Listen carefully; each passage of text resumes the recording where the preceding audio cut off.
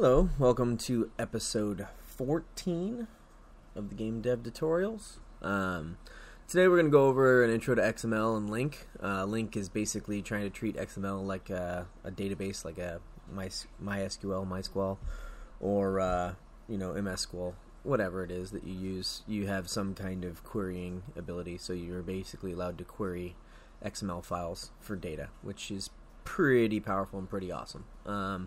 I'm not going to go into crazy links with Linq, and I'm not going to go into crazy depth with XML. This is a tutorial basically on how to create a basic file and to load it in and get all the data in. I'm going to try to give some pointers and get you guys going on this stuff. I use XML for the most part because of Linq. If there weren't for Linq, probably would use JSON, but Linq just makes my life so simple, and XML is so much more readable that it's hard to how do I say this? It's hard to argue with the convenience when considering being an indie, right? If you're a huge company, you probably want to write all your own custom stuff anyway.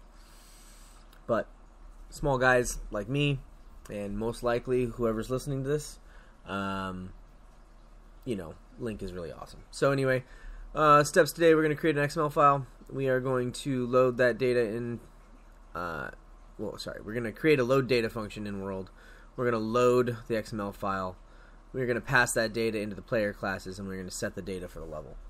Those are our goals for this specific project. Alright, let's jump in. We're going to create a new file right alongside here. So add new file XML, and then we're going to add another file, levels, and we're going to add another file, new item. We're going to go into data, XML file, and I'm going to call this puppy level 1. Alright, so in level 1 we want to come over here and we want to say copy if newer. It's already got content on there. When it comes to XML files, I always put my base as root. Do you have to? No, you don't. But I never have to guess this way what my root is, and I've been doing it for over a decade, so that's just a thing I do. You could call that whatever you wanted. In this case, I call it root. So that's my base tag. And then now, so the goal is to load in the players. So you have user, right? And in user we have hero. Okay. And then hero is going to need a starting position. We'll just call it pose for now. And inside position we have an X and a Y. Okay, so quick conventions for me. You do things your own way, but this is what I do and why I do it. Capital letters mean there's something inside of it. There are tags inside of it. Lowercase letters mean there's just the data that you're looking for inside of it. So in this case, let's say 800, maybe 600. That'll be in the middle of the screen and down quite a ways. Yeah, like maybe right in here. So notice lowercase is, that's data, and then uppercase is, there's more stuff inside. Okay. We also have a building, right? So we'll say building, and then we'll say type tower.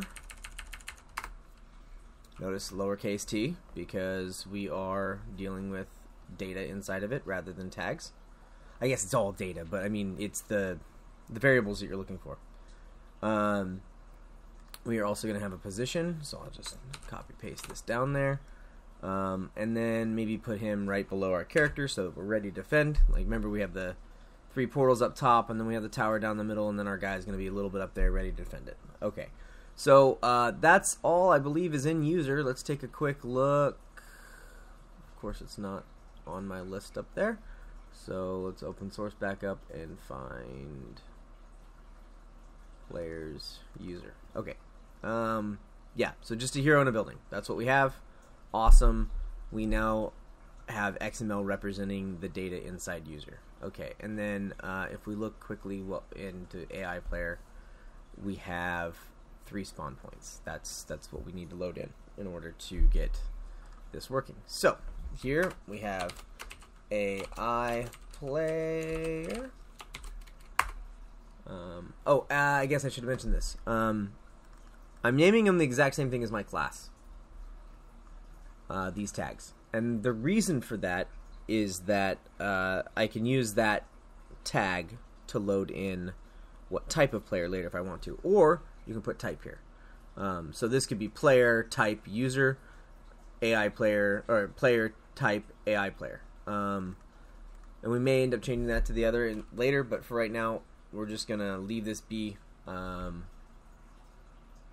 Yeah, just for the sake of this tutorial, we're going to go this direction. Okay, so we're going to inside here, we're going to have a spawn point. And inside spawn point, we are going to have the type, which is portal. Type is, for me, always the name of the class on the side. Okay? And I will cover that in the next tutorial, which will be on reflection, which will be loading classes based on strings, which is extremely helpful in C#. Not every language can do it, but C# can, and I highly recommend you take use of it. Make use of it, I should say. Okay. So we have our position, and then we have one other thing that we did in here. We added this offset of time, right? So we want to make sure we have a variable for that as well. So maybe timer add. Okay, so portal. All right, so this first one probably like 40/40 I think is pretty much what we have. I'm just trying to duplicate what we already have. The goal is to have something extraordinarily similar to what we had hard-coded, or what we have hard-coded. I'm going to need 2 more of these, because we have 3 portals. Okay, and then the middle one, the center of the screen right now is 800, so we're going to just use that. And then the last one is 40 off the side, which is 1560. And then this one's going to have a timer offset of 500 and a timer offset of 0. Okay, so we have all this. This is the data that it takes to create our level currently. We will add a lot more to this file. I will add more to this file next time when we're doing the reflection. This file will continue to grow. I would not be surprised if these files start hitting, 500 plus lines, if not more. Right now we're at 44, so this is just a tiny little starter file, but we'll take it chunk at a time. Right now this is enough, so you guys should be able to see the structure of the XML. If you're new to XML, essentially it's everything inside of a tag is part of it. So this is all part of the building, right? This is all part of the hero. This is part of the position, right? This just has the data inside. So same thing for spawn points. AI player, this is the whole AI player. So I can isolate this tag and it comes with everything inside of it, right? XML is super simple. You can see how easy this is to read. I mean, it may take a second to get used to looking at it because, it is a lot of caret bracket things. Angle brackets, I think they call them. But I always call them caret brackets. Don't ask me why. Anyway, but once your brain starts to ignore those, you literally just read in. You're like, oh, inside the user there's hero, and the hero has a position. And inside building, we're talking about type tower right now, and here's the position for it, so on and so forth. It's very simple to read once you get your brain around it. If you're used to using JSON, it is, for me, maybe not for other people, for me it is probably 10 times harder to read. Some people have told me they find it very similar to read. Most people tell me they find it more difficult to read JSON, and I don't know if you guys have noticed, but a lot of the things I do is for readability. So, I drop my my curly braces down. I do everything I can to make everything more readable. And so I find that it saves me a lot of time. All right, so we've got our level going on, our XML file here. Now in World, what we're going to do is we're going to come down and we're going to create a file called public virtual void load data. We are going to just take in the level for right now so that we know what level we're on, and then we are going to get rid of these. For right now I'm going to paste them here. They're going to be not used soon. And then we're going to say, kind of close to the end here, load data, and right now we're going to hard code in level 1. This will be passed in later. So we have that. And now here in load data, the first thing we need to do is we need to load in our XML level. So it's here. This is our structure and our file path. So x document XML equals x document dot load, and then it's just the path. So XML levels level, and then we have, oops, that was the wrong button. We have level, I need the plus sign, level plus, and then that's just going to be .xml. Okay, so XML levels level 1, XML levels level 1, whoops, and then level comes from what we're passing in. That will get you your file loaded in. The next step is to isolate individual tags. So our user, the tag for the user, we just want an X element because that's a piece of an XDoc. Temp element ment equals null. This is just error checking. You don't have to do this right now. I'm just kind of trying to show how to error check it. So XML dot element and then dot, or just not equal null. Notice I kind of complete my sentences first, and then I come back and fill in parameters a lot of the times. You don't have to do it that way.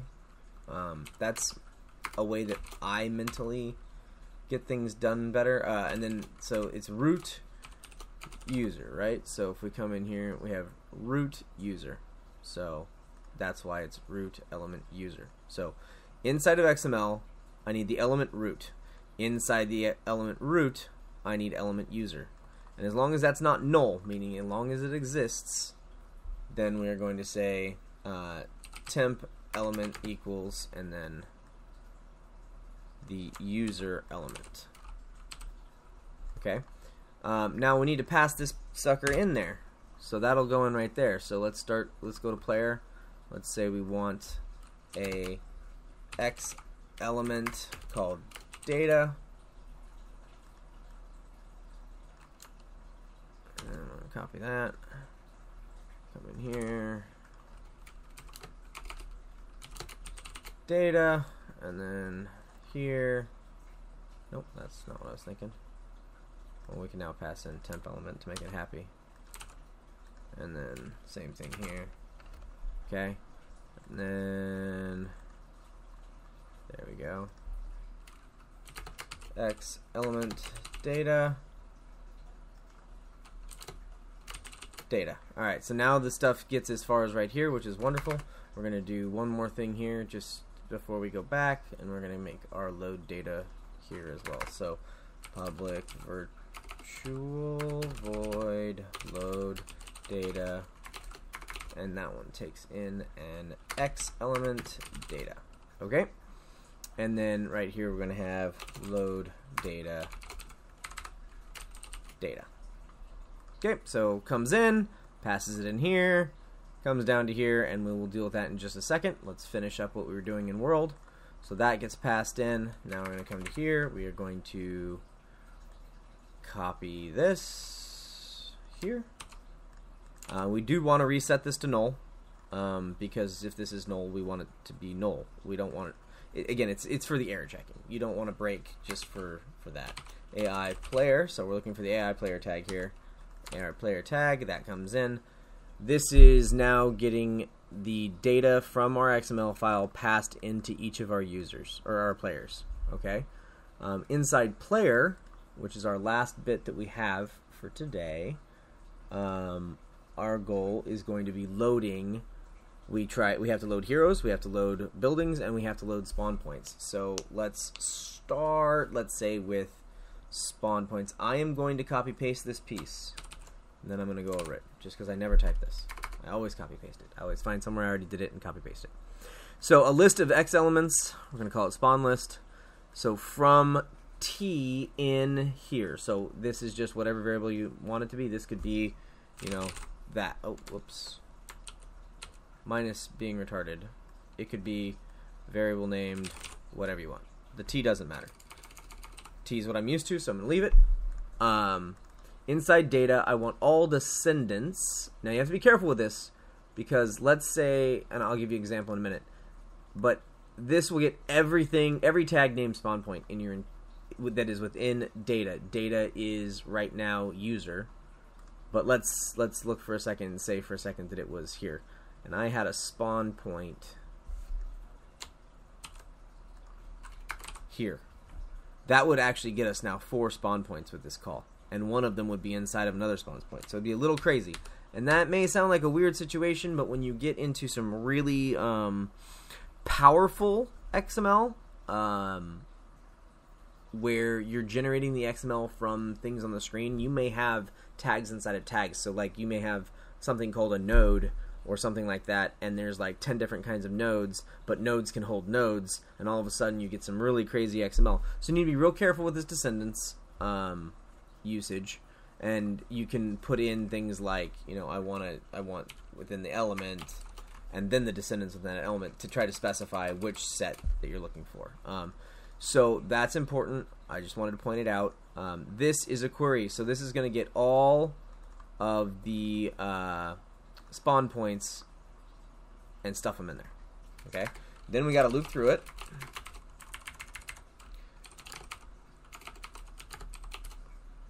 Less than spawn list dot count I plus plus. Okay. So there's that, and then we have to add these spawn points. So spa spawn point. Now, whoops. Spawn points dot add. Right now, I'm going to hard code this as a portal. This will change in the next tutorial because we'll be using reflection to figure out what it is and then create and then call it a proper constructor. We know we need a new vector 2 here, and then we need the ID, so we'll pass the ID. Okay, now how do we get these strings and turn them into floats or ints? The way to do that is to use the convert function, or there's actually like 10 different ways to do it. I use the convert function, so it's standard part of C#. Just convert dot say 2 int 32. Okay, now I am going to give you a bit of a bonus here. This wants to know what culture it's in, and I'm going to copy paste this and we'll talk about it. So if I go to my globals function, or my globals file, and I'm going to paste in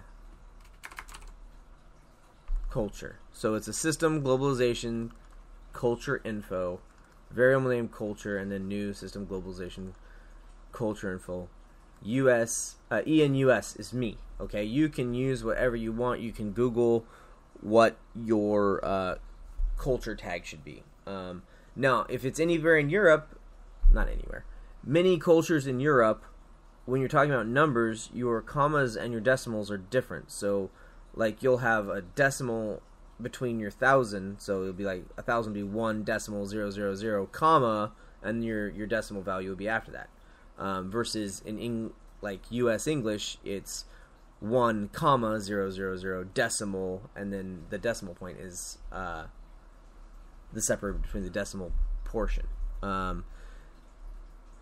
You might think, oh, well, that's dumb. Well, guess what?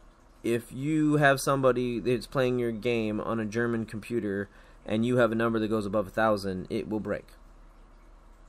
So you need to consider that when you're looking at things. Also, when you load in positions, like, it's not such a big deal in 2D because most of your positions are or should be integer values. It's not huge. But if you have 3D where there's so many decimal values, all of a sudden your entire program breaks. So this is important. Add it to your globals file. You can actually read, there's a way to read this in from for what the computer is actually set in. But I still recommend that you read your data in the same language that you programmed it in. If you don't, you're going to be in a world of hurt. So, important line, long story short. Okay, back to our player. Okay, so we're going to write globals culture here, and then we're going to come back over here, and then we're going to actually get our value. So, it's spawn list I dot element dot value, and then this element here is x, and this element here is pose. Okay, so that gets us our x value. Now we need our y value, so grab that, put your comma in, change for your y value. You are now reading in a spawn point. Congratulations. Now we got to do that again for buildings. So the next thing we're going to do is we're just going to pretty much grab this whole thing, paste it down here, and this will be building list, and this will be buildings, and this will be building list, and this will be building list, and this will be building list, and ID's the same. Alright, in 10 seconds we just loaded buildings. Oh, we have to change this to tower. Remember, we're hard coding to start with. These will change. Oh man, I messed something up. Let's see. Should be vector2, which is what we have, and ID. Why are you breaking? Oh, because I'm trying to pass it in spawn points. UILDINGs. Okay. Alright, cool. So we have now done the spawn points, we have done buildings, and now we just have to do hero. Because hero is a singular right now, all we have to do is say if data dot element hero not equal null. Remember, that's the same thing we did back here, right? We're just checking to see if something's null. And so for AI player, this would be null. For user, it won't be null. So it's important to error check things. In this case, it would break if we didn't do it. So hero, and then what is all the stuff that we use for hero? User. Let's just grab hero real fast, because all we have to switch out is the position. It's all the same except for the position.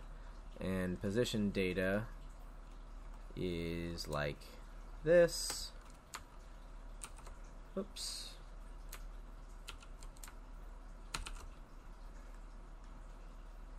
Don't fat finger the wrong button. Never a good thing. Alright, so then we have to take this, because this is our element. These right here are our elements up here, so basically just replace the element name.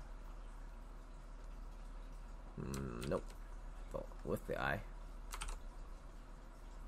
And that does the trick. Okay, so now we've passed in all of those things. We are passing here. Now we have to come into user and remove these things. For now, we'll just comment them. We can remove them anytime, but and then player. No, it was AI player. And then we will just mass comment. These suckers. Ooh, you know what we didn't do? We didn't add this. Almost forgot it. I'm glad that we came over in here. So let's grab this bit here. Let's come back to player. Jump into spawn point. So this gets us the newest spawn point, which is correct. And then we need to add the timer. We need another int, so we're going to convert to the int. It does not have 2 pieces, it only has 1, so we flip it to there, and then I think it's timer add. Let's double check. It is timer add. Alright, so this should load, provided we didn't destroy everything. And we should have the exact same game we had previously. Well, I'll mess something up.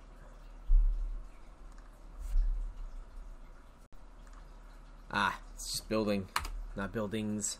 And because it didn't have the building, then we broke. Alright, let's run this again. Alright, here we go. There's our spiders. They still drop their egg sacs. Those are all super fast and flying all over the place. Very hard to kill. I shouldn't say very hard. Harder to kill than other things, and the whole game still works. Yay! Alright guys, that concludes this tutorial, this episode. If you liked it, make sure you push the like button. Subscribe if you haven't already.